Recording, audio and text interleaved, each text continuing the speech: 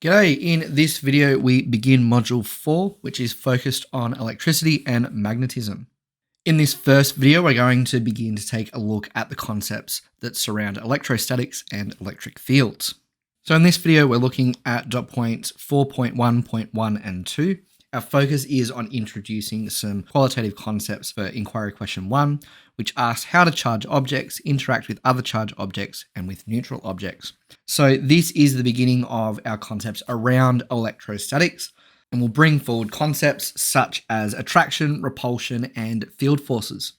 So in this video, our focus is to review concepts around charges which may be present on atoms, identify some basic principles of electrostatic forces, identify some examples of electrostatic interactions, and then also look at how to display those electrostatic interactions using field lines. So to understand the concept of charge, first we need to begin to unpack our concept and understanding of subatomic particles. This should be a revision from years 9 and 10. Essentially, we can break down atoms into 3 key components. Protons, which are positive in charge and located in the nucleus, that in this diagram are the black subatomic particles.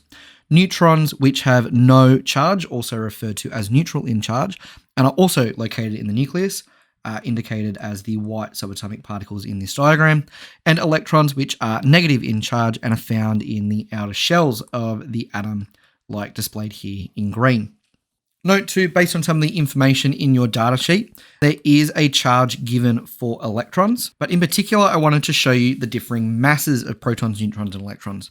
You'll see here that the mass of protons and neutrons are quite similar to each other, but electrons are significantly smaller in mass compared to protons and neutrons. Generally speaking, atoms can become charged either when there is an imbalanced number of protons and neutrons on the atom, or if the electrons in the outer shells, which have a little bit more free movement than the protons and neutrons, shift and congregate and pull to one side of the atom. This would then create a pocket of negative charge where the electrons all clump up, and a pocket of positive charge on the other side of the atom where the nucleus, which is positive in charge, is exposed. When we have charged particles, generally speaking, we can say that these are behaving electrostatically. The electro component of the term suggests that there is electrical energy, and the static component suggests that these particles are not moving. When we look at electrostatics, we generally are able to observe and experience attraction and repulsion forces. So again, electrostatics are forces caused by stationary electrical charges. Later on, we will be looking at forces caused by electrical charges that are moving, and we refer to this subtopic of electricity and magnetism as electrodynamics. The forces experienced in the world of electrostatics are quite reminiscent of the behavior of magnets. Essentially, like charges will repel each other, just like poles on a magnet will, and opposite charges are able to attract to each other. So earlier on in the video, I alluded to the idea that matter can become charged, or atoms can become charged, if there isn't an imbalance in proton and neutron number, or when electrons are able to congregate or pull on one particular part of an atom.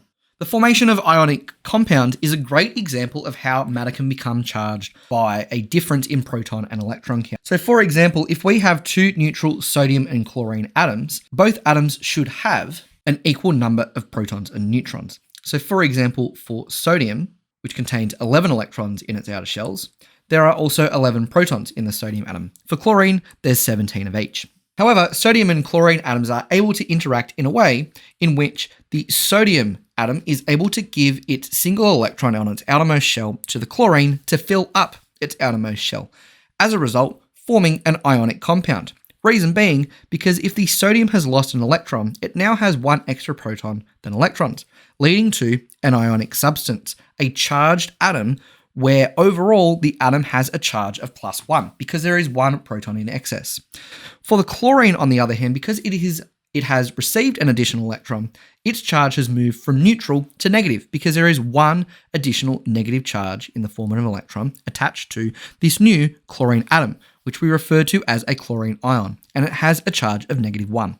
As a result, this forms quite a strong bond between the sodium and chlorine atoms, which are now electrically attracted to each other because, as we noted in the previous slide, positive and negative charges are attractive to each other. Another example of how matter can be charged is through observations made with a Graaff generator. In this video, I'm not going to go into extensive detail about how a Van de Graaff generator works. There are many steps to describe how this process actually works and how this apparatus is able to do what it does. I am, however, going to link in the description of this video a really informative clip which goes for about 5 or 6 minutes, which describes this process in detail. Furthermore, the reason that I'm linking this to you is because the people who made this video were able to come up with a really great animation, something that I'm a little bit limited by when I'm making my PowerPoints. So I really strongly encourage you to have a look at the concepts there. However, what I am going to talk about very briefly is the concept of the triboelectric effect, which is the main driver for why the Van de Graaff generator is able to produce charge atoms in the first place. Essentially, electrons are able to transfer between objects when they are rubbed together. And depending on what materials you're rubbing together, you may end up having one material that's really good at picking up electrons and one material that's really good at giving away those electrons. And if you've got that right combination, then you should be able to transfer electrons from, again, one of those materials to the other.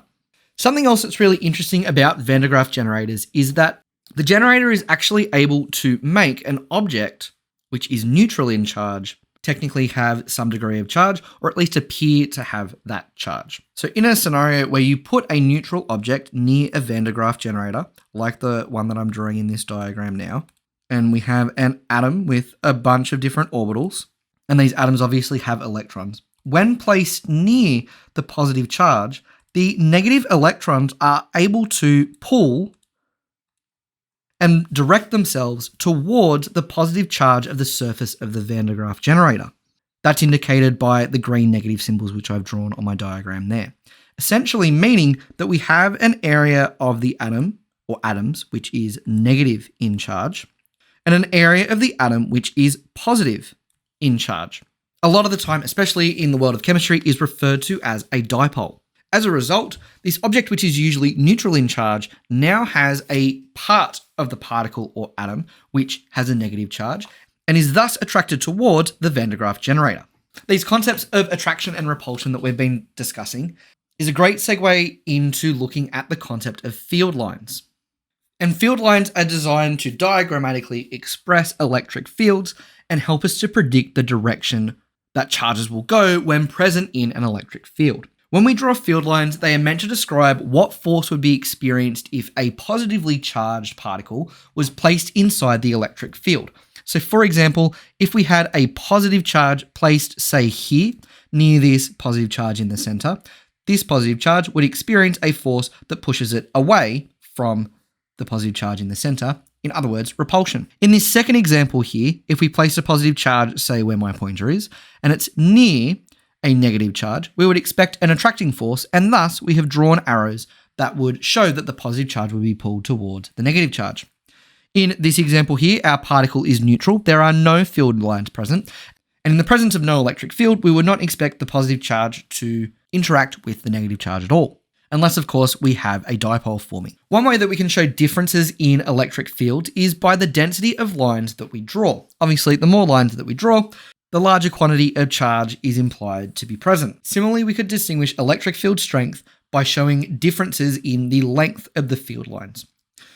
So for example, with the diagrams that I've quickly drawn up, A and B, it would be implied that particle B has a stronger electric field simply because the lines have been drawn to be longer.